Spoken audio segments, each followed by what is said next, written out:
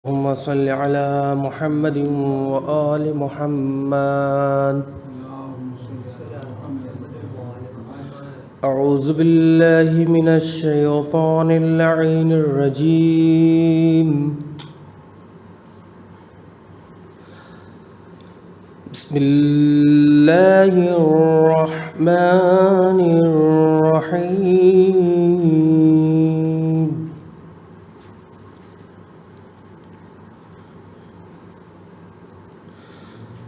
ألف لام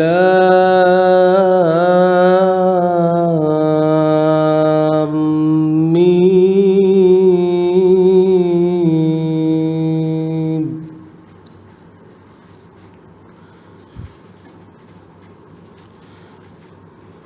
تلك آيات الكتاب الحكيم.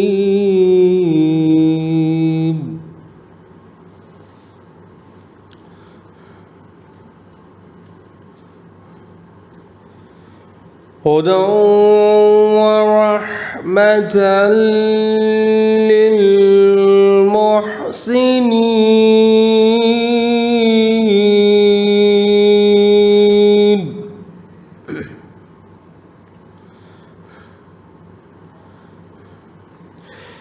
الذين يقيمون الصلاة ويؤتون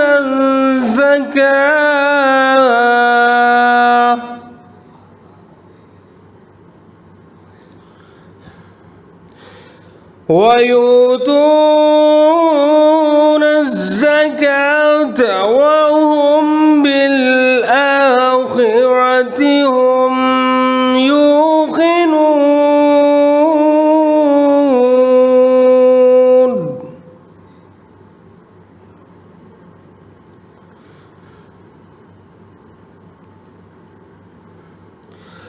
أولئك على هدى من ربهم وأولئك هم المفلحون.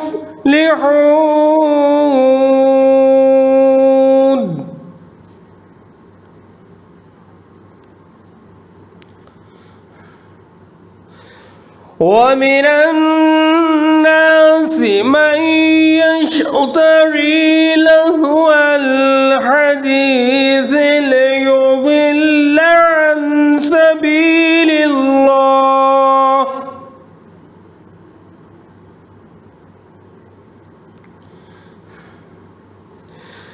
عن سبيل الله بغير علم ويتخذها هزوا.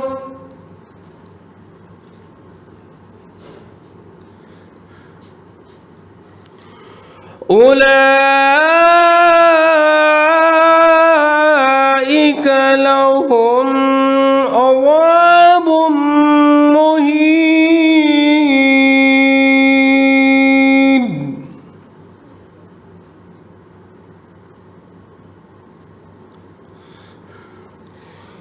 وإذا تتلى عليه آياتنا والله مستكبرا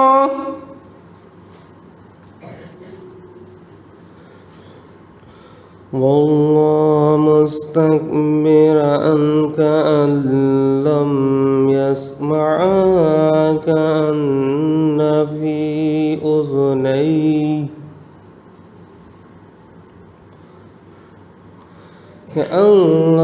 يسمعها كأن في أذنيه وقرا. فبشره بعذاب أليم.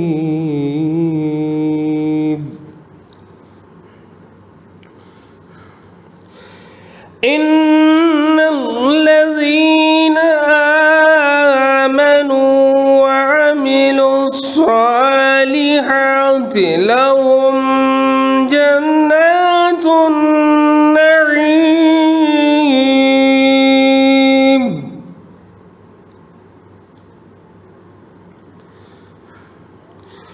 خالدين فيها وعد الله حقا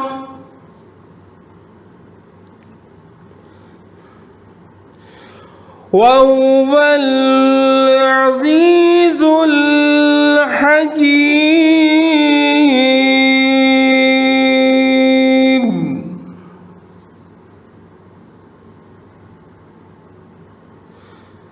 خالدين فيها وعد الله حقا وهو العزيز الحكيم. صدق الله العلي العظيم وصدق رسوله النبي الكريم ونحن على ذلك من الشاهدين والحمد لله رب العالمين وصلى الله على سيدنا محمد وآله الطاهرين. ایک دیگر نعرے صلوات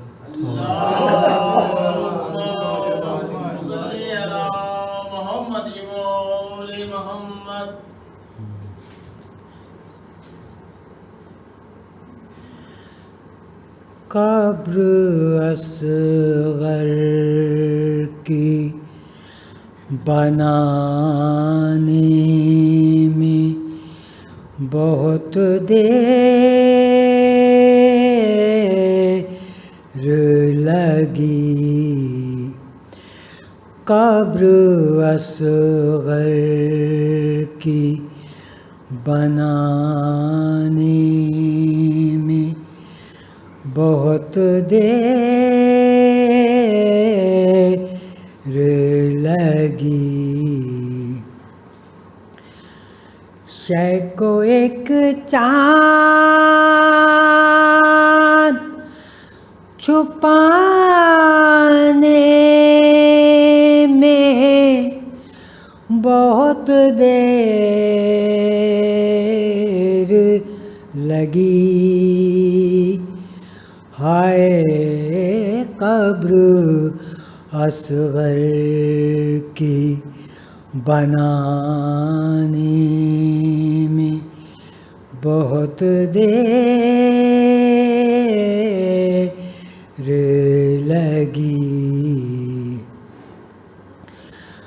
کچھ قدم دور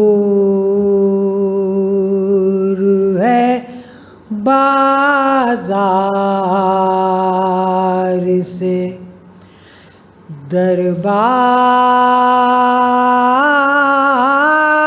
دربار مگر کچھ قدم دور ہے بازار سے دربار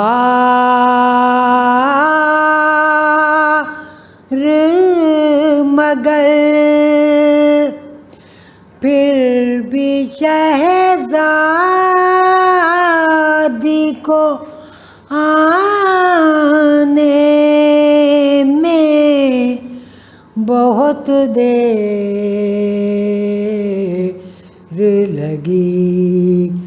ہائے قبر اصغر کی بنانے میں بہت دیر لگی. شے نے ہر لاش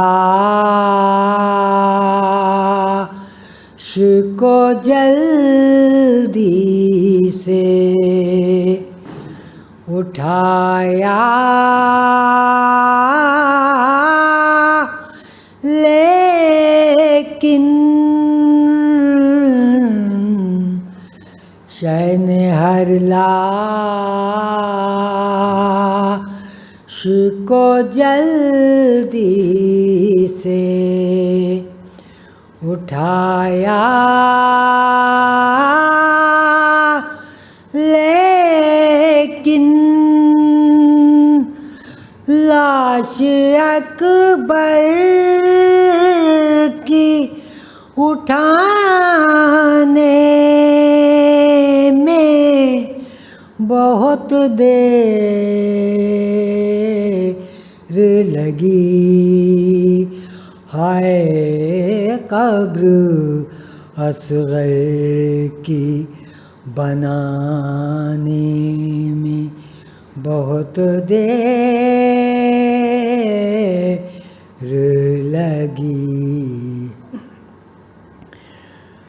ٹکڑے چنتے ہوئے قاسم کے، کہا مولا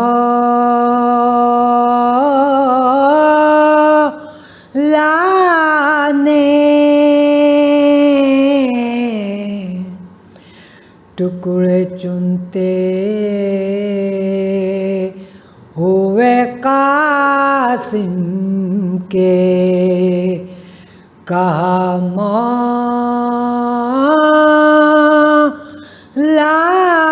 نے، ہائے افسوس کے آنے میں بہت دیر لگی، ہائے قبر اصغر کی بنانے میں بہت دیر لگی۔ اس قدر پیاس سے سوکھا تھا گلوئے سرور، اس قدر پیاس سے سوکھا تھا گلوئے سرور،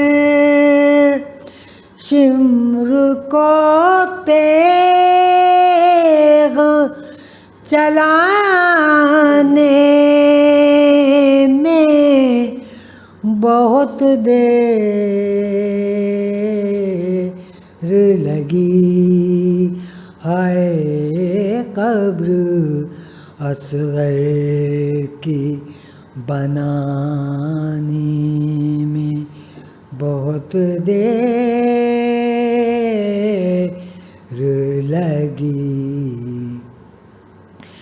کربلا جا کے تکلم نے یہی پوچھا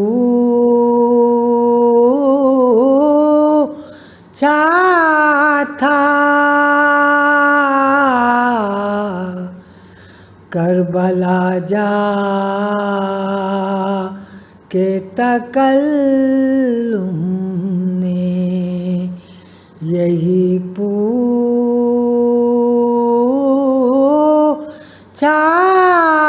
تھا، مجھ کو سرکار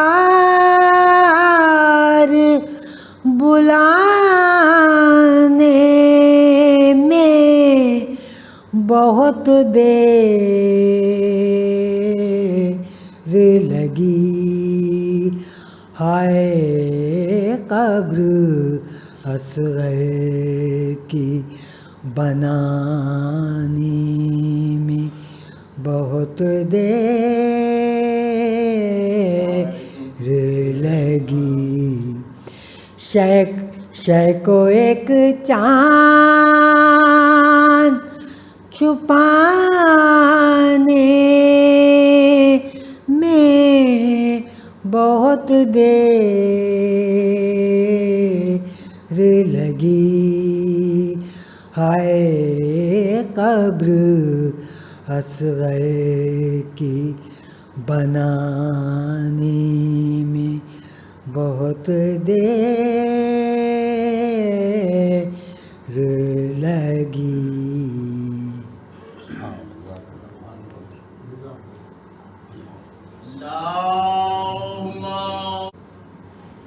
سورہ فاتحہ.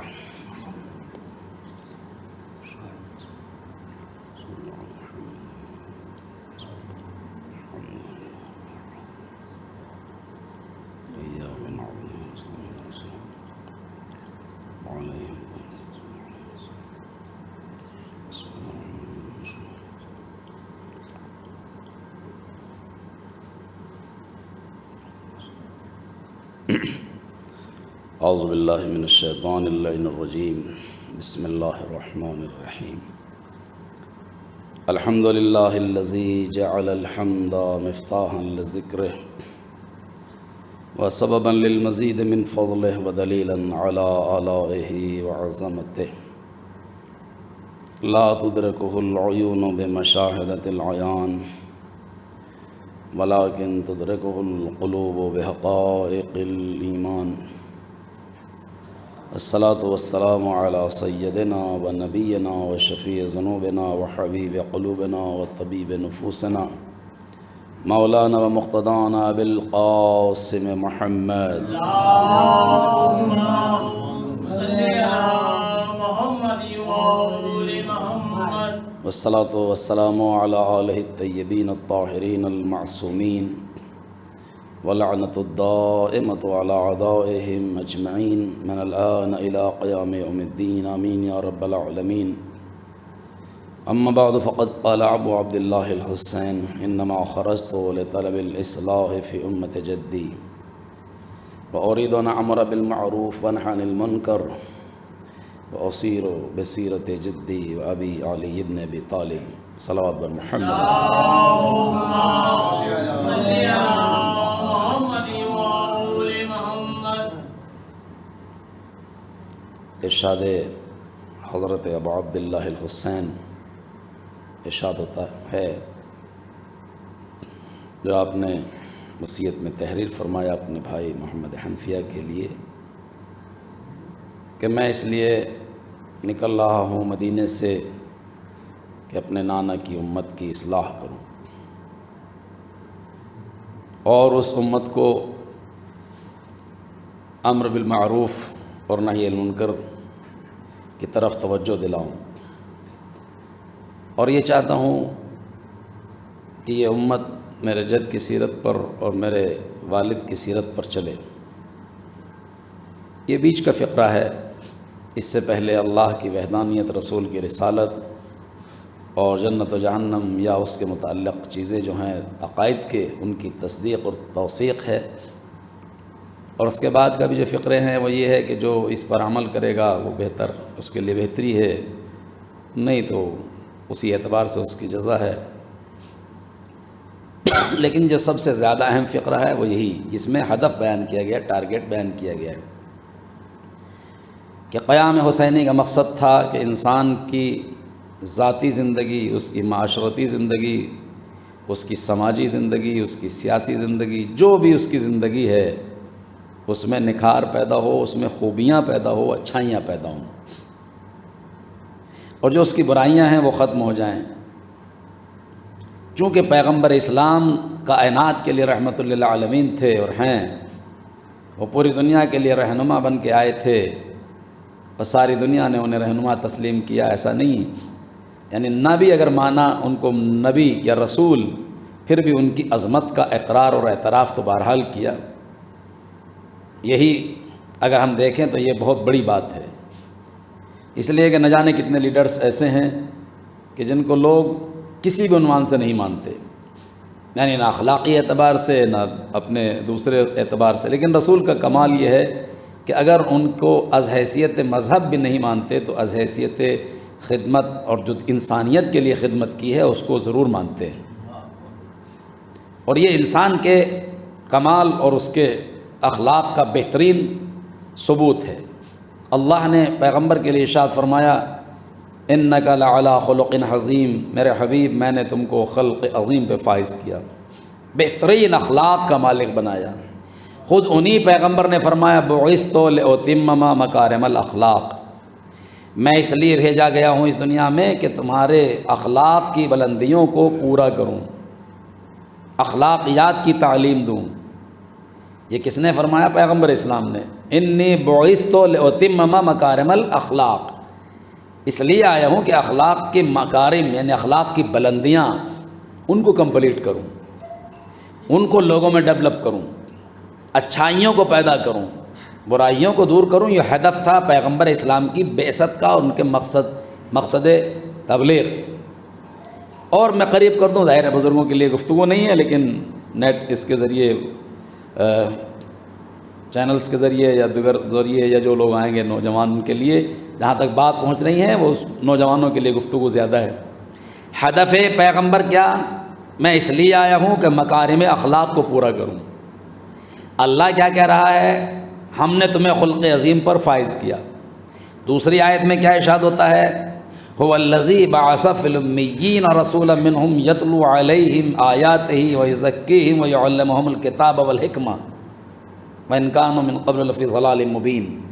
یہ جس کو ہم نے رسول بنا کے بھیجا، هو الذی، وہ پروردگار، وہ کہہ رہا بعث، ہم نے بھیجا ہے، اس کو رسول بنا کے بھیجا ہے جو کتاب اور حکمت کی تعلیم دیتا ہے، تزکیہ نفس کرتا ہے اور قرآن مجید آیات کی تلاوت کرتا ہے۔ اور اس سے پہلے لوگ کھلی گمراہی میں تھے۔ یہاں جو ہدف بتایا گیا پیغمبر اسلام کی بعثت کا، مقصد بتایا گیا، وہ کیا ہے؟ تعلیم، کتاب اور حکمت کی تلاوت قرآن، اور سب سے جو بیچ میں جو اہم بات کہی گئی وہ یزکیہم، نفس کا تزکیہ، نفس کو پاک کرنا، نفس کو صاف ستھرا رکھنا۔ یہ نفس سے مراد یعنی ہمارا وجود، ہماری ہمارا کردار، ہماری اخلاقیات، تزکیہ نفس۔ میں نے کل یا پرسوں بھی عرض کیا تھا کہ انسان برائیوں کو، چاہے وہ برائی کسی بھی عنوان سے ہو، کھیت میں اگر فالتو گھاس اگ گئی ہے تو اس کو کھاڑتا ہے اس کی حفاظت کے لیے کہ جو اصل ہے۔ باغوں میں اگر بلا وجہ کے چھوٹے چھوٹے درخت پیدا ہو جاتے ہیں اور وہ نقصان پہنچانے لگتے ہیں دوسروں کو، تو ان کو چھانٹ دیا جاتا ہے۔ یہی ہے تزکیہ۔ تزکیہ اسی سے بنا۔ جب آپ عید الاضحیٰ کے موقع پر قربانی دیتے ہیں تو اس کا ذکر بھی اللہ نے کہا، قد افلح من تزکا، وہ کامیاب ہے جس نے زکوٰۃ دی۔ زکوٰۃ سے مراد وہ مال جو اس کے مصرف سے زیادہ تھا وہ راہ خدا میں دے دیا۔ جب ہم جانور ذبح کرتے ہیں تو اس کی فالتو چیزوں کو الگ کر دیتے ہیں۔ خون نقصان دہ ہے، الگ کر دیتے ہیں۔ کچھ چیزیں اور نقصان دہ ہیں، وہ الگ کر دیتے ہیں، خالص رکھتے ہیں، خالص رکھتے ہیں۔ یہ کیا؟ تزکیہ۔ جیسے جیسے جس میں انسانی میں برائیاں پیدا ہوتی چلی جائیں ان برائیوں کو دور کر دیں۔ انسان اگر ان برائیوں کو دور کر دے گا تو یہی اخلاق کی بلندی کہلائے گی، یہی اخلاق کی بلندی کہلائے گی۔ پیغمبر نے کیا کہا تھا آنے کے بعد کفار مکہ سے، عرب کے کافروں سے؟ دیکھو مردار نہ کھاؤ، یہ تمہارے لیے نقصان دہ ہے۔ شراب نہ پیو، یہ تمہارے لیے نقصان دہ ہے۔ اپنی بچیوں کو زندہ درگور نہ کرو، انہیں دفن نہ کرو، اس لیے کہ بچیاں تمہارے لیے نعمت اور رحمت ہے، اللہ کی مخلوق ہے۔ ہر برائی کو محارم کا خیال رکھو۔ محارم سے مطلب ماں باپ اور پھوپھیاں خالائیں، ان کے یہاں ان کو کوئی تصور ہی نہیں تھا، وہ سب کو بس عورت سمجھتے تھے، صرف عورت، رشتہ نہیں سمجھتے تھے۔ پیغمبر نے فرمایا یہ سب اچھا نہیں ہے۔ عزیزو، برائیوں کو دور کرنے کے بعد پیغمبر نے اچھائیوں کو بلند کیا، اتنا بلند کیا، اتنا بلند کیا کہ جب مائیکل ہارٹ کتاب لکھتا ہے 100 بڑے آدمی، ظاہر انگلش میں امریکہ سے چھپی ہے اور اردو میں بھی ترجمہ ہو چکا ہے، کئی زبانوں میں ترجمہ ہو چکا ہے، جب وہ اپنی کتاب لکھتا ہے کہ 100 بڑے دنیا کے 100 بڑے آدمی، دنیا کے 100 بڑے آدمی، تو اس میں پہلا نام پیغمبر اسلام کا رکھتا ہے۔ آج بھی موجود ہے میرے پاس، خود اس کا اردو ترجمہ موجود ہے، پہلا نام پیغمبر اسلام کا ہے۔ اور جب لوگوں نے اعتراض کیا تم عیسائی ہو کر محمد مصطفیٰ کا نام پہلے نمبر پہ کیوں رکھ رہے ہو، تو انہوں نے کہا میں نے دنیا کے سارے رہبروں کو غور سے دیکھا، ان کا مطالعہ کیا، اسٹڈی کی، تو مجھے کوئی بھی ایسا نظر نہ آیا جیسے محمد مصطفیٰ نظر آئے ہیں۔ صلوات بر محمد و آل محمد۔ اور اس نے باقاعدہ اس کا ذکر کیا کتاب میں، اس کا بھی ذکر کیا، جہاں ان کے صفات لکھی، جہاں اور بات لکھی، تو مجھے کوئی نظر نہیں آ رہا ہے عیسیٰ کا نام لکھ دیتے، وہ تو آپ کے نبی ہیں، اس نے بہت سے سائنسدانوں کا نام لکھا ہے، بہت سے دوسرے بادشاہوں کے نام بھی لکھے ہیں، یعنی جو اس کی نظر میں اچھا لگا بظاہر اس کا نام اس نے لکھا، تو کسی کا نام لکھ دیتے، آئنسٹائن کا نام لکھ دیتے، اور بڑے بڑے شیکسپیئر، ادبی اعتبار سے شیکسپیئر کا نام لکھ دیتے، شاعری اعتبار سے فردوسی کا نام لکھ دیتے، ٹیگور کا نام لکھ دیتے، ایک سے ایک بزرگ بڑے بڑے اچھے لوگ گزرے ہیں، دیا ہے اس نے، جگہ دی ہے لوگوں کو، جناب عیسیٰ کو بھی جگہ دی ہے اور بھی لوگوں کو جگہ دی ہے، لیکن پہلا مقام پیغمبر اسلام کا، کیوں؟ اس لیے کہ ان کے کردار میں اسے کہیں سے جھول نظر نہیں آیا، کہیں سے خامی نظر نہیں آئی۔ بس عزیزو بلا وجہ میں نے گفتگو نہیں کی، وہیں لا رہا ہوں جو موضوع ہے گفتگو کا، یہ طے ہے کہ جب انسان کسی سے متاثر ہوتا ہے تو اس کی باتوں کو اپناتا بھی ہے، یہ انسان کی فطرت میں ہے۔ یہ بچے، چھوٹے چھوٹے بچے اگر یہ کھیل میں کسی سے متاثر ہو جاتے ہیں تو اس کی شیلی کو اپناتے ہیں، اس کو اپنا لیتے ہیں، اس کی بات کو، کسی سے متاثر ہو جائیں چاہے وہ غلطی کیوں نہ ہو۔ الحمدللہ ہمارے پاس تو ایسا سلسلۃ الذہب ہے کہ جو دنیا کے پاس ہے ہی نہیں۔ کس مقام میں ہم یہ کہہ سکتے ہیں کہ صاحب اس اعتبار سے ہمارے پاس نہیں ہے؟ شجاعت ہو، بہادری ہو، اخلاق ہو، صلہ رحم ہو، ایک دوسرے کے ساتھ اچھا سلوک ہو، یہ ساری چیزیں جو بھی کمالات دنیاوی ہیں یا دینی کمالات ہیں وہ سب ہمارے رہبروں کے پاس ہیں، ہمارے لیڈرز کے پاس ہیں۔ لیڈرز مراد دنیاوی لیڈرز نہیں، یعنی واقعی ہمارے معصوم علیہ الصلوۃ والسلام۔ تو پھر جب غیر ہمارے کو ترجیح دے رہے ہیں تو پھر ہم کیوں ترجیح نہ دیں؟ ہم ان کی بات پہ کیوں نہ عمل کریں؟ تو جو عظیم پیغمبر اتنے عظیم درجے پر اخلاق کے فائز ہوگا، اگر اس کا نواسا یہ کہہ رہا ہے، کون عظیم پیغمبر؟ جس کی تعریف مائیکل ہارٹ کر رہا ہے، جس کی تعریف دنیا کے بڑے بڑے لیڈرز کر رہے ہیں، ظاہر نام لینے کی ضرورت نہیں ہے، وقت بلا وجہ ضائع ہوگا، موضوع سے الگ بحث چلی جائے گی۔ جب وہ ان کا اعتراف کر رہے ہیں تو پھر اگر اسی کا نواسا یہ کہے کہ میں اپنے نانا کی امت کو اپنے نانا کی سیرت پہ چلانے کے لیے نکلا ہوں، امر بالمعروف کے لیے نکلا ہوں، تو یہ طے ہو گیا کہ امت اس راستے سے منحرف ہو چکی تھی جس پر حسین دیکھنا چاہتے تھے۔ اس کا مطلب یہی تو ہوا۔ بھائی اگر گھر کا سسٹم ٹھیک ٹھاک چل رہا ہو تو ہم یہ کہیں گے بھائی گھر کے سسٹم کو پٹری پہ لانا ہے، جب چل پہلے ہی سے ہے تو کیوں کہیں گے؟ نہیں کہیں گے نا، بلکہ تعریف کریں گے، الحمدللہ شکر ہے بھائی اللہ کا کہ گھر ٹھیک ٹھاک چل رہا ہے، ماشاءاللہ بھائی بھی اچھے ہیں اور رشتہ دار بھی اچھے ہیں۔ اچھے کا مطلب جیسے ہونا چاہیے تھا ایسے ہیں، لیکن جہاں تھوڑی سی خامی آتی ہے تب انسان وہیں متفکر ہو جاتا ہے، پریشان ہو جاتا ہے۔ حسین آواز دے رہے ہیں کہ میں امت کو نانا کی سیرت پہ لانا چاہتا ہوں، امر بالمعروف چاہتا ہوں، نہی عن المنکر چاہتا ہوں، جس کا کھلا ہوا حسین کے کہنے کا کھلا ہوا ثبوت یہ ہے کہ کوئی تو فالٹ تھا جسے حسین دور کرنا چاہ رہے تھے، کوئی تو خامی تھی جسے حسین دور کرنا چاہ رہے تھے، اور وہ خامی کوئی اور نہیں تھی، وہ خامی کوئی اور نہیں تھی، وہ تھا اس وقت کے نظام حکومت کا دین میں دخل دینا، کہ اس وقت کا نظام حکومت دین میں دخل دے رہا تھا۔ اور حسین نے بڑا عجیب جملہ کہا ہے خطبے میں، اس بدتینت شخص نے نام بھی نہیں لیا یزید کا۔ دیکھیں مجبوری میں نام لیا جاتا ہے، ورنہ اہل محمد یہ نہیں چاہتے کہ خیر کا نام ان کے ساتھ لیا جائے، خیر کا نام۔ خود نہج البلاغہ میں موجود ہے وہ فقرہ جس کو میں یہاں نہیں کہنا چاہوں گا کہ مولا نے اس کی شکایت کی کہ میرا نام فلاں کے ساتھ لیا جانے لگا ہے۔ یہاں بھی مولا یہی فرما رہے ہیں، اس بدتینت شخص نے، یعنی یزید سے مراد ہے، مجھے ایسے دوراہے پہ کھڑا کر دیا لا کر، اس بدتینت شخص نے مجھے ایسے دوراہے پہ لا کے کھڑا کر دیا کہ ایک طرف ذلت و خواری ہے، دوسری طرف شمشیر اور تلوار و تیغ و تبر سے اچھی زندگی گزار لینا ہے، یعنی یا تو میں بری زندگی گزار لوں یا پھر میں شہید ہو کر، میں قتل ہو کر بہترین زندگی گزار کے دنیا سے چلا جاؤں، یعنی شہید ہو جاؤں، اپنے آپ کو ظاہری طور سے تمہارے لیے تم سمجھ رہے ہو کہ فنا ہو جائیں گے، یا تو میں قتل ہو جاؤں یا میں ذلت اور خواری کی زندگی گزاروں، یہ دو راہیں پر مجھے یزید نے کھڑا کر دیا، لیکن یاد رکھو میں ذلت کی زندگی قطعاً برداشت نہیں کروں گا، بلکہ پاک و پاکیزہ زندگی اور شہادت مجھے پسند ہے۔ صلوات بر محمد و آل محمد۔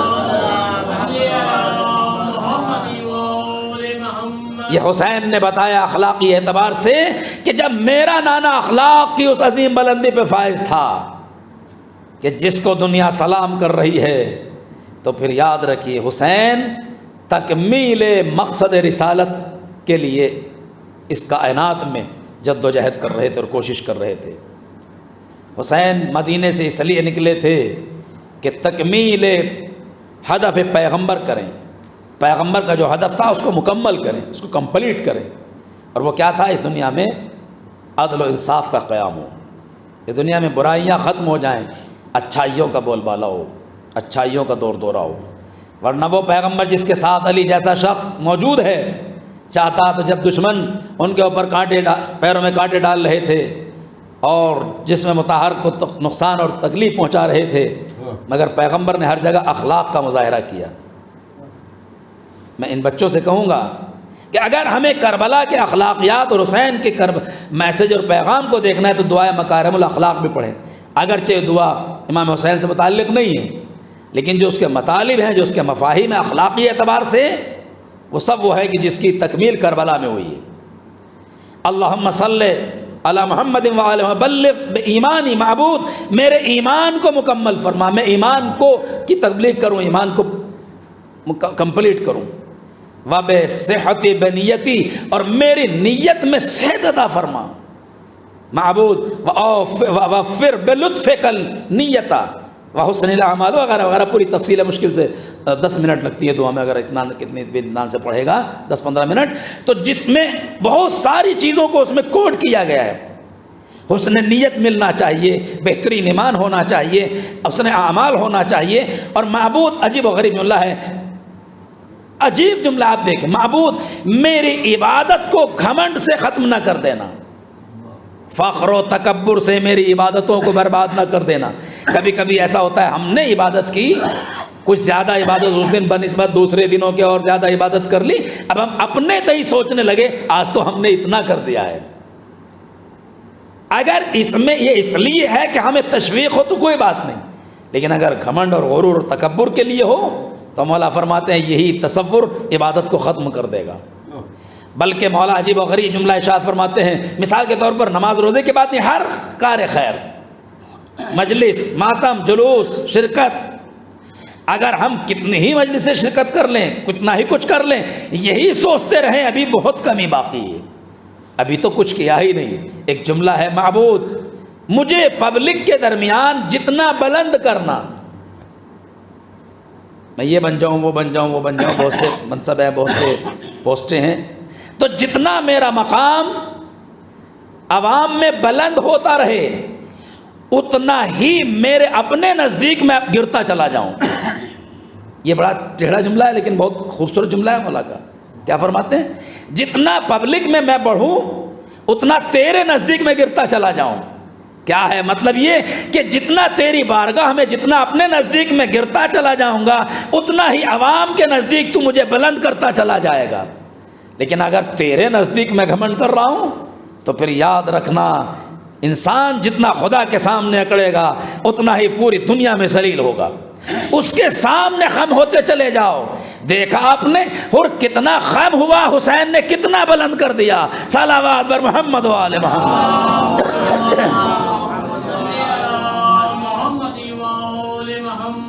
اخلاق کربلا، ہر عنوان سے کربلا جلوہ گاہ اخلاق ہے، ہر عنوان سے کوئی پہلو ایسا نہیں کربلا کا جہاں میں اخلاقیات کی جھلک دکھائی نہ دے رہی ہو۔ آپ خود سوچئے، باتیں پہلے ہو چکی ہیں لیکن جو جملے بیچ کے ہیں نتیجے کے طور پر وہ پیش کروں۔ ہرایا ہے، معذرت کے ساتھ آیا ہے، شرمندگی کے ساتھ آیا ہے۔ حسین نے ایک پورے لشکر کو پانی پلایا ہے، مگر استقبال کیسا ہوا؟ استقبال کیسا ہوا؟ دنیا حیرت میں ہے کہ جیسا استقبال ہر کا کیا حسین نے، ہم سوچ نہیں سکتے، تصور نہیں کر سکتے۔ گناہگار تھا، ان کے ساتھ اس نے ظلم کیا تھا، گھیر کے لایا تھا۔ بچوں کی آواز آتش کا سبب یہی ہے۔ آج آیا ہے تو کسی ایک کے منہ سے تو یہ آواز آ جاتی، اور آج اب آئے ہو، یہ سب کام کر کے اب آئے ہو، کوئی ایک آواز ہے تاریخ میں؟ کہیں نہیں۔ حد ہو گئی، کوئی بچہ ہی کہہ دیتا۔ اما وہ آیا ہے جس نے مامو جان کو روکا تھا، کوئی بچہ ہی کہہ دیتا وہ آیا جسے ہم نے پانی پلایا تھا، وہ آیا ہے کہ جس نے لجا میں فرس حسینی پہ ہاتھ ڈالا تھا۔ کہیں کچھ نہیں ملتا، بچوں نے بھی نہیں کہا، ماؤں سے جا کے خیموں میں کہہ دیتے بچے۔ پتا چلا یہ اخلاق کی وہ بلندی تھی کہ خالی حسین ہی اخلاق کی عظیم بلندی پہ فائز نہیں تھے، چھوٹے سے چھوٹا بچہ اور حسین کے گھر کے غلام بھی اخلاق کی بلندی پہ فائز تھے۔ کسی ایک نے یہ نہیں کہا وہ آیا ہے وہ آیا، وہ نہیں، بڑھ کے استقبال کیا اور بلکہ شرمندگی کا اظہار کیا۔ اب آئے ہو جب پانی بھی نہیں ہے، دشمن بن کے آئے تھے تو پانی پلایا تھا، آج آئے ہو تو ہمارے پاس پانی بھی نہیں ہے۔ حسین اپنے تئیں تو شرمندگی کا اظہار کر رہے ہیں مگر اس کو شرمندہ نہیں کر رہے ہیں۔ یہ کیا ہے؟ یہ اخلاق کی عظیم بلندی ہے، ایسی بلندی ہے جس کا تصور ہم اور آپ کر ہی نہیں سکتے۔ میرے نوجوانوں، یہ میرے بچے، یہ میرے نوجوان، ہاتھ جوڑ کے ان سے عرض کروں گا، پڑھو کربلا کو، پڑھو حسین کے خطبات کو، پڑھو حسین کے کلمات کو، پڑھو اصحاب حسینی کے کردار کو، تاریخ کربلا کو پڑھو۔ کسی اور چیز کے لیے اسلام کو پھیلانے کی ضرورت نہیں ہے، بس حسین کو پیش کرتے چلے جاؤ، کربلا کو پیش کرتے چلے جاؤ، اسلام خود بخود پھیلتا چلا جائے گا۔ صلوات بر محمد و آل محمد۔ اگر اسلام محمدی کو پھیلانا ہے، ہمیں کائنات میں اس کا پرچار کرنا ہے، تو صرف اور صرف کربلا کو پیش کر دیں، اس لیے کہ دوسری چیزوں سے تو لوگ بدک جائیں گے، غیر مسلم اس کو فالو نہیں کرے گا، کیوں کرے گا وہ؟ لیکن حسین نے کچھ ایسا کارنامہ انجام دے دیا کہ کسی کے بھی سامنے کہانی رکھیے، کسی کے سامنے بھی سنائیے، وہ کم سے کم سنتا تو ہے ہی، اور جب سنتا ہے تو پھر مجبور ہو جاتا ہے مقصد تک پہنچنے کے لیے۔ ابھی کل میں پارس ٹوڈے میں خبر پڑھ رہا تھا، ایک چھوٹا سا چینل ہے انٹرنیشنل خبروں کا، ظاہر ہے اس میں اسلامی خبریں زیادہ آتی ہیں، ایرانی اسلامی ہوتی ہے، تمام مالک کی سب جگہ کی آتی ہیں۔ تڑپ گیا میں، اتوار میں سنڈے میں، نیو یارک جو امریکہ کا مشہور شہر ہے، سب جانتے ہیں، لیکن بچوں کے لیے تو کہنا پڑتا ہے، بزرگوں کے لیے میں نہیں کہتا ہوں، ان بچوں کے لیے۔ نیو یارک بہترین مشہور شہر ہے امریکہ کا، جیسے ہمارے دلی ہے، لندن ہے، برطانیہ کا ہے، اور تمام ملک۔ وہاں پرمیشن حاصل کی مومنین نے کہ ہمیں صرف 2 گھنٹے کے جلوس کی اجازت دے دو، چونکہ زیادہ تر کووڈ کی وجہ سے بہت سے ملکوں میں بھی دقتیں ہیں، تو وہاں بھی امریکہ میں تو بہت زیادہ کورونا کووڈ-19 پھیلا ہوا تھا، کہ ہمیں صرف 1-2 گھنٹے کی جتنی آپ بہتر سمجھے اتنی اجازت دے دیجیے۔ خیر 2 گھنٹے کی پرمیشن ملی تو نیو یارک کے دل میں مین سینٹر میں، شہر کے، سٹی کے، جلوس نکالا گیا۔ ہر ملک کے، ہر شہر، جو بھی وہاں رہتے ہیں باہر کے مومنین، وہ شرکت، ان کے انٹرویو میں پڑھ رہا تھا، انٹرویو دیکھ رہا تھا ان کے خبروں میں، جو وہ گفتگو کر رہے تھے اس سے دل ٹوٹ رہا تھا۔ کہہ رہے ہم صرف حسین کی محبت میں آئے ہیں، یہ جتنی بھی مشکلات ہیں یہاں 2 گھنٹے کے لیے ہم نکلے حسین کی محبت میں۔ الگ الگ جگہوں کے ایرانی، انڈین، پاکستانی، کہاں کے جا کے بھی لوگ رہ رہے ہیں، اکثریت میں ایرانیوں کی تھی، وہی فارسی کے نوحے چل رہے تھے، سب چیزیں چل رہی۔ چھوٹا سا بچہ کہہ رہا ہے کہ ہم حسین کی محبت میں آئے ہیں، بوڑھ بزرگ کہہ رہے ہیں حسین کی محبت میں آئے ہیں، ویل چیئر پہ بیٹھی ہوئی خاتون یہ کہہ رہی ہے، جس سے چلا بھی نہیں جا رہا، دوسرا اسے لے کے آیا ہے کہ موقع ملا تو 2 گھنٹے کے لیے صحیح آ تو گئے۔ اور جو لوگ جا رہے تھے، لڑکیاں، نوجوان، ان کو چھوٹی سی بکلیٹ اور پھول گلدستہ دے رہے تھے، چھوٹا سا ایک سرخ پھول اور اس کے ساتھ ساتھ پانی وغیرہ اور کتاب۔ کہ ہم جو حسین کو نہیں جانتے انہیں پہچانوانا چاہتے ہیں کہ حسین کون ہے۔ کہ سرخ پھول کیوں دے رہے ہیں؟ کہ یہی شہادت کا ایک علامت ہے، حسین کے خون کی ایک علامت ہے کہ ہم جس کو پہچانوانا چاہتے ہیں اسے پہچانو۔ سوال یہ ہے کہ حسین کے ذریعے کیوں پہچانوا رہے ہیں؟ اس لیے کہ اگر اسلام کی صحیح تبلیغ ہو سکتی ہے صرف حسین کے ذریعے ہو سکتی ہے، اس کے علاوہ کوئی ہمارے پاس راستہ نہیں ہے۔ راستے تو بہت ہیں بچوں، میرے نوجوانوں، بزرگوں کے لیے میں نہیں کر رہا ہوں، راستے تو بہت سارے ہیں، مگر ایسا کوئی راستہ نہیں جتنا اتنا شفاف اور بہترین ہو۔ نہیں، آپ میری بات کو شاید نہ مانیں، مگر چھٹے امام اگر میری بات کے، میں اپنی بات کو چھٹے امام کے قول سے ملا دوں تو شاید آپ واضح ہو جائے۔ میرا چھٹا امام ارشاد فرماتے ہیں نحنو سفینۃ النجات، ہم سب سفینہ نجات ہیں، ہم سب کے سب نجات کا سفینہ ہے، کشتی، سفینہ کا مطلب کشتی ہے، نجات کی کشتی ہم سب ہیں، مگر حسین جو نجات کی کشتی ہے وہ سب سے تیز چلنے والی ہے۔ ہر امام نجات کی کشتی ہے، لیکن حسین جو ہے وہ سب سے تیز چلنے والی کشتی ہے، حسین کی کشتی۔ کیوں؟ اس لیے کہ سب سے متاثر نہیں ہوتا ہے آدمی، حسین سے متاثر ہوتا ہے۔ تو جب حسین سے متاثر ہو جائے گا، اب اگر وہ حسین کے تک پہنچ گیا تو رسول تک پہنچ جائے گا، رسول تک پہنچ گیا خدا تک پہنچ جائے گا، خدا تک پہنچ جائے گا تو حقیقت تک پہنچ جائے گا۔ صلوات بر محمد و آل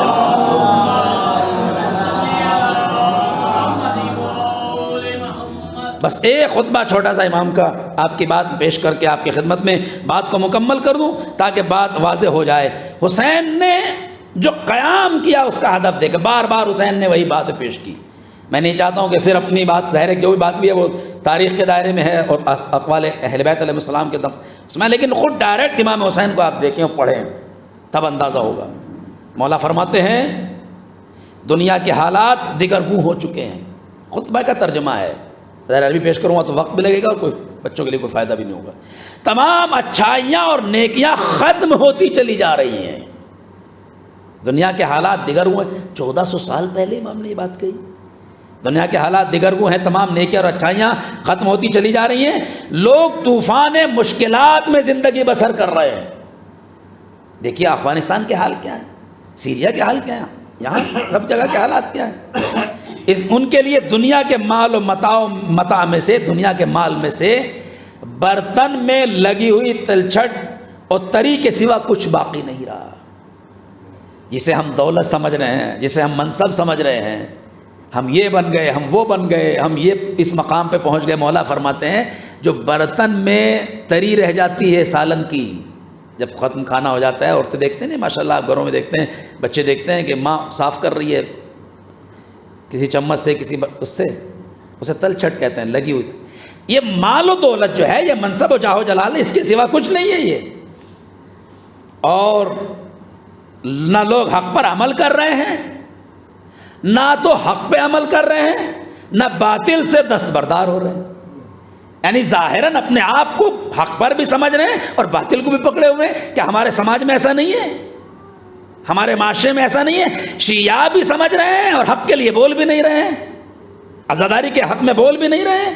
اپنا مقصد یہ اہل بیت، کل 1400 سال پہلے امام حسین کہہ کے گئے تھے، ایک دوسرے مقام پہ ارشاد فرمایا مولا نے، اے خود کو امت کے ٹھیکیدار کہنے والوں، کیا لوگوں نے جو تمہاری حمایت کی تھی وہ اس لیے نہیں کی تھی کہ ان کو تم سے یہ امید تھی خدا کی راہ میں قیام کرو گے؟ یعنی ہم نے تمہیں اس لیے منصب دیا تھا، لیکن تم نے کیا کیا؟ کمزوروں کے حق کو نظر انداز کر دیا اور اس حق کی طرف چل پڑے جو تمہارے خیال میں صرف تمہارا حق ہے، تمہارے خیال میں، اور خود نہ لوگوں نے اس کی راہ میں کوئی مال خرچ کیا، نہ خدا کے لیے اپنی جان کو خطرے میں ڈالا، اور خدا کی رضا کے لیے کسی گروہ یا قبیلے سے جنگ بھی نہیں کی۔ مجھے ڈر ہے کہ کہیں تم پر خدا کا عذاب نازل نہ ہو جائے۔ مولا خطبہ دے رہے ہیں، اور دیکھو تم اپنی آنکھوں سے دیکھ رہے ہو کہ خدا کے عہد و پیمان کو توڑا جا رہا ہے، لیکن تمہیں کوئی پرواہ نہیں، جبکہ تم اپنے باپ دادا کے کسی عہد و پیمان کے ٹوٹنے پر چیخ پکار کرنے لگتے ہو۔ اس فقروں کو دیکھیں آپ، اگر ہم سے برٹش حکومت کا کوئی معاہدہ ہو گیا ہمارے بزرگوں کا کہ بھائی ہمیشہ ہماری اولاد کو یہ وظیفہ دیا جاتا رہے گا، یہ کام کیا جاتا رہے گا، یہ اگر آنے والی گورنمنٹ اس کو نہیں مانتی تو ہم چیخ پڑتے ہیں، غصے ہوتے ہیں۔ یہ تو معاہدہ ہے، یہ تو پہلے سے لکھا ہوا ہے۔ مولا کیا فرما رہے ہیں؟ اپنے آباء و اجداد کے کیے ہوئے معاہدے کے ٹوٹنے پر چیخ و پکار کرتے ہو، لیکن خدا سے کیے ہوئے عہد و پیمان کے ٹوٹنے پہ چیخ و پکار نہیں کرتے ہو۔ بتائیے کیا ہے امام کی گفتگو؟ گونگے بہرے اپاہج افراد ہر جگہ بے سرپرست ہو گئے ہیں، کوئی ان پر رحم نہیں کرتا ہے۔ تم اپنی ذمہ داری کے برابر کام نہیں کر رہے ہو، اور جو کام کر سکتے ہیں ان کو کام کرنے کا موقع نہیں دے رہے ہو۔ کیا آج ایسا نہیں ہے؟ کتنے لوگ خود اپنا حق سمجھتے ہیں، بس ہم ہی کر سکتے ہیں۔ مولا فرمایا نہ خود کرتے ہو اور جو کر سکتا ہے اسے کرنے نہیں دیتے ہو۔ میری جان قربان ہو جائے میرے مولا کے اس قول پر۔ کسی بھی زمانے میں پڑھیے بالکل یہی کنڈیشن ہے جو 1400 سال پہلے امام نے فرمائی تھی۔ مشکلات کو پیش نہیں کرتے ہو، چشم پوشی کرتے ہو، ظالموں کے ساتھ ساز باز کر کے اپنے آپ کو خوش کر لیتے ہو۔ اس میں بہت زیادہ نہ مجھے گفتگو کرنے کی ضرورت ہے، سارے حالات آپ کے سامنے ہیں۔ مولا کیا فرما رہے ہیں؟ ظالموں کے ساتھ ساز باز کر کے خود اپنے آپ کو خوش کر لیتے ہو۔ اور یہ وہ امور ہیں جن کا حکم خدا نے دیا ہے، لیکن تم ان سے غافل ہو۔ تم نے خود ہی ستمگاروں کو مقامات دیے ہیں، تم ہی نے منصب دیا ہے، اور جیسا وہ چاہیں ویسا عمل کرے۔ تم ہی نے تو کمزوروں کا ماتحت ان کو ماتحت لائے ہو، کمزوروں کو بڑوں لوگوں کے، اور وہ کمزوروں کو اپنا غلام بنا لیں، نمک خوار بنا لیں۔ بس 3-4 لائنیں اور بات۔ کچھ کو نمک خوار انہوں نے بنا لیا، اور کچھ کو روٹی کے ٹکڑے دے کر اپنا اسیر بنا لیا۔ اس جملے کی اگر آپ جتنی بھی گہرائی میں دیکھیں، سماج اور معاشرے کے کچھ ہی لوگ ہوتے ہیں کہ جن کو حکومتیں روٹی کے ٹکڑے ڈال کر مولا فرمایا اپنا اسیر بنا لیتے ہیں، اور اسیر کا مطلب ہے کہ بس وہی کرے گا وہ جو وہ چاہیں گے۔ ہر شہر میں پھر جیسا وہ چاہے حکومت کو زیر و زبر کرے، ہر شہر میں صرف لفظوں سے کھیلنے والے لوگ شخص کو ممبر کا خطیب بنائیں۔ عزیزو بس مجھے نہیں معلوم تھا کہ یہ جملہ بھی ہوگا، لیکن میں کیا کروں، مولا کا جملہ ہے۔ کیا کہہ رہے ہیں مولا؟ کہ صرف ہر شہر میں، ہر شہر کی بات ہے یہ، صرف لفظوں سے کھیلنے والے شخص کو، جو لفظوں کو بہت زیادہ تکرار کر کے لفظوں سے پبلک کو اپنی طرف کھینچ کے، ایسے شخص کو ممبر کا خطیب بنائیں۔ ان کے پیر ہر جگہ دراز اور ہر جگہ ہاتھ کھلے ہوئے ہوں، تمام لوگ ان کی مٹھی میں ہوں، جو چاہے ان بیچاروں کے سر کچلتا رہے، اور کوئی نہیں جو ان کا دفاع کرے۔ ان میں سے بعض بغض، کینہ پرور، جابر اور کمزوروں پر حملہ کرنے والے حاکم و مافرما ہیں، جنہیں نہ خدا پر یقین ہے نہ قیامت پر بھروسہ ہے۔ بات تمام ہو گئی۔ امام کی خطبے کا حصہ تھا، پورا خطبہ نہیں۔ عزیزان گرامی، اخلاقیات پیغمبر، اخلاقیات قرآن صرف اہل بیت کی خطابت میں، اہل بیت کے خطبوں میں، ان کی کتابوں میں ملیں گے۔ حسین نے کربلا کے مقتل میں جو چیزیں پیش کر دی ہیں، یقیناً دنیا کبھی بھی، آخر بھی زمانہ آ جائے گا تب بھی ہر چیز اس سے ٹیلی کرتی رہے گی۔ بات میری بہت کڑوی ضرور ہے، لیکن میری مجبوری ہے کہ میں آپ تک وہ چیز پہنچاؤں جو اہل بیت کی ہے۔ مجھے کیا کہ میں کون ہوں، میری کیا حیثیت ہے؟ میری تو کوئی حیثیت نہیں ہے، مگر اتنا ضرور ہے کہ اگر ہم میسنجر ہیں، اگر ہم پیغام اہل بیت کو پہچانا چاہتے ہیں تو ہم دیکھیں کہ اہل بیت نے کیا فرمایا۔ بس عزیزان گرامی، 7 محرم ہو چکی ہے آج۔ حسین کے خیموں سے آوازیں لتش بلند ہیں۔ 4 محرم کو پانی بند بالکل ختم ہو، خیمے فراز کے کنارے سے ہٹا دیے گئے تھے۔ وہی پانی تھا جو 4 محرم تک یا اس کے دن بعد تک خیموں میں حاصل کیا گیا، مگر 7 محرم سے پانی کا ایک قطرہ خیموں میں نہیں رہا۔ حسین کے پیاسے بچے آوازیں لتش بلند کر رہے ہیں۔ کسی کی آواز آ رہی ہے، چچا پیاس مارے ڈال رہی ہے۔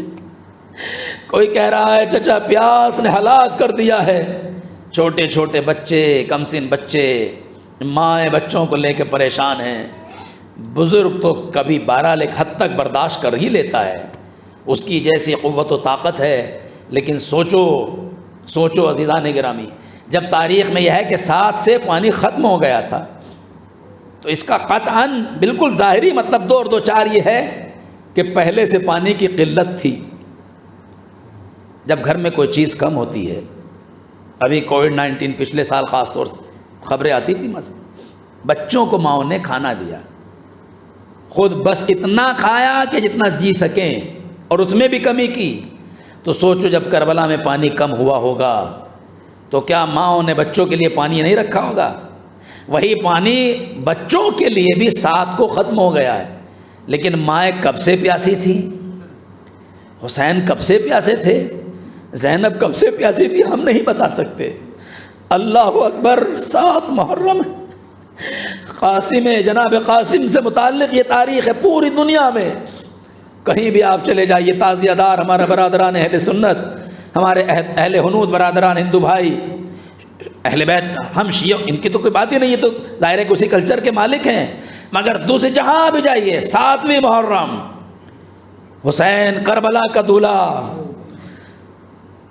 میں نے خود بہت سے گاؤں کا مطالعہ کیا، بہت سے گاؤں میں گھوما گیا، بہت سے موقع پہلے جہاں دیکھو سجائے ہوئے علم سجائے ہوئے ہیں، زری رکھے ہوئے ہیں، سطح آ گئی ہے۔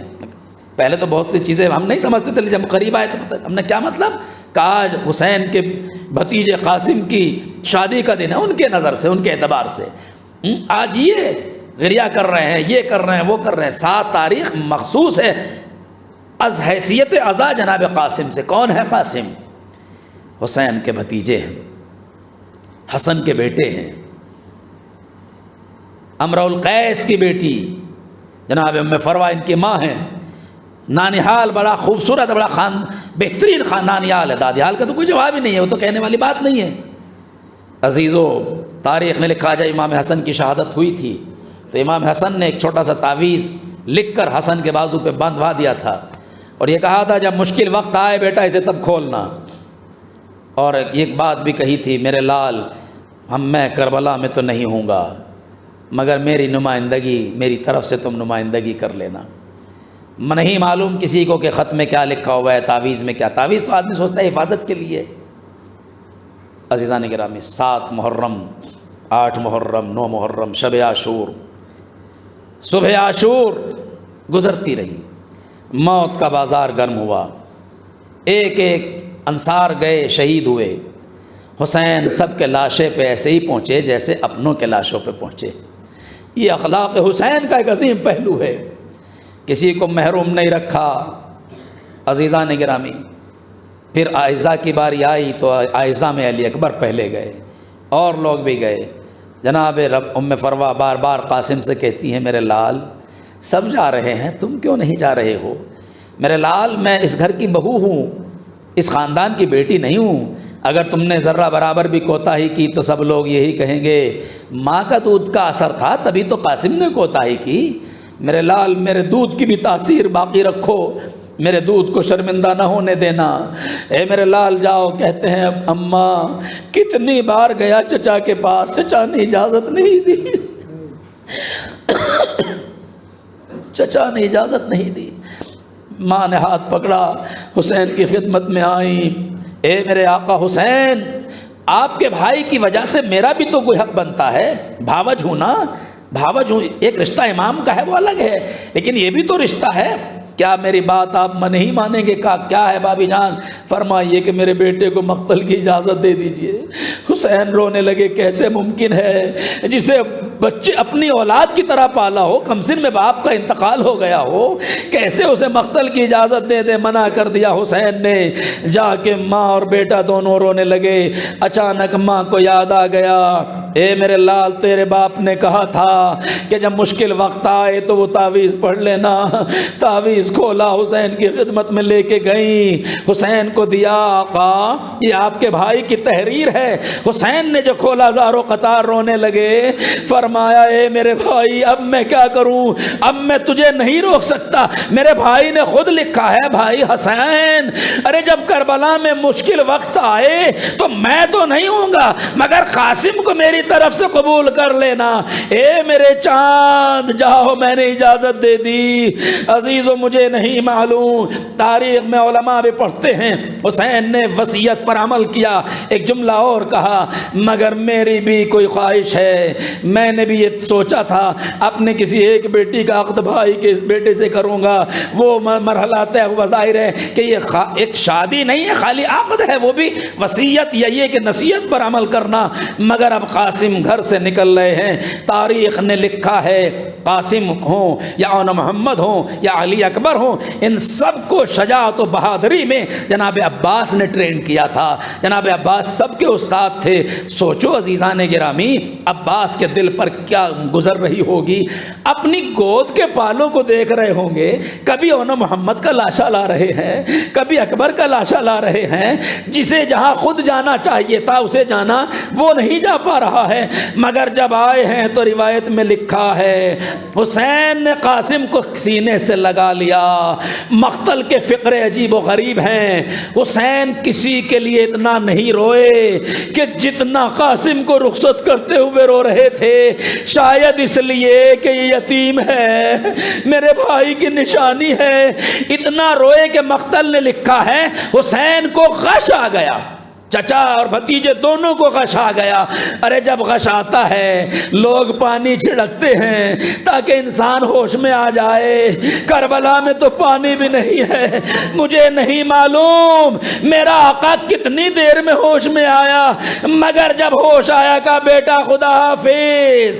اتنا کم سن ہے شہزادہ کہ خود گھوڑے پہ سوار نہیں ہو سکتا ہے۔ عباس نے اٹھایا، گھوڑے پہ بٹھایا اور رکاب جو تھی بڑی بڑی تھی انہیں تسمے کو کاٹ کے چھوٹا کیا گیا تاکہ بچے کے پیر آ جائیں۔ اور جب جانے لگے تو حسین نے ایک عمل اور کیا جو کسی کے ساتھ نہیں کیا۔ کیا؟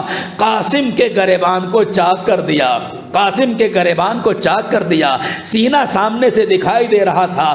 کسی نے پوچھا تاریخ سے ایسا کیوں کیا گیا؟ کہ عرب کا دستور یہ ہے کہ جب کوئی یتیم جنگ کے لیے جاتا تھا تو اس کے دامن کو، اس کے سینے کو کھول دیا جاتا تھا، اس کے گریبان کو چاک کر دیا جاتا تھا تاکہ سامنے والا سمجھ جائے آنے والا یتیم ہے، اس کا باپ نہیں ہے۔ حسین شاید یہی چاہ رہے ہوں ارے کوئی یتیم سمجھ کے ہی رحم کر دے، مگر غضب ہو گیا، رحم تو کیا کیا جاتا۔ کچھ دیر کے بعد قاسم کی آواز آئی، اے اماں آپ کا بیٹا زمین پہ گر رہا ہے۔ ماں کو پکارا تھا بچے نے، مگر حسین خود پہنچ گئے۔ اب جو پہنچے تو منظر عجیب تھا، لاش کے ٹکڑے ہو چکے تھے۔ قاسم کی لاش حسین نے نہ جانے کیسے اٹھائی۔ ابھی آپ سلام میں سن رہے تھے کہ جب حسین قاسم کے لاشوں کو جمع کر رہے تھے تو مولا نے بس ایک فقرہ کہا تھا، میرے لال تیرے چچا کو آنے میں بڑی تاخیر ہو گئی۔ ارے مجھے نہیں کہ معلوم جب حسین نے لاشا اٹھایا تھا تو گٹھڑی کی شکل میں بن گیا۔ حسین لاش قاسم لائے خیموں میں اور وہاں رکھ دیا جہاں بیویاں جمع تھی۔ ماں نے تڑپ کے آواز دی، پھپھیوں نے تڑپ کے آواز دی، واہ قاسمہ، واہ محمد، واہ علی، واہ غربتا، سیعلم الذین ظلموا ای منقلب ینقلبون۔ پالنے والے تجھے واسطہ ہے بیت السلام کا، ہماری قربانی، ہماری سزاداری کو قبول فرما، امام عصر کے ظہور میں تعجیل فرما، معبود امام زمانہ کے ظہور میں تعجیل فرما، پالنے والے اعضاء کے خلاف اٹھنے والی ہر آواز کو نیست و نابود فرما، پالنے والے بحق محمد و آل محمد ہماری تمام مشکلات کو دور فرما، یا حسین یا حسین، یا حسین، یا حسین، یا حسین، یا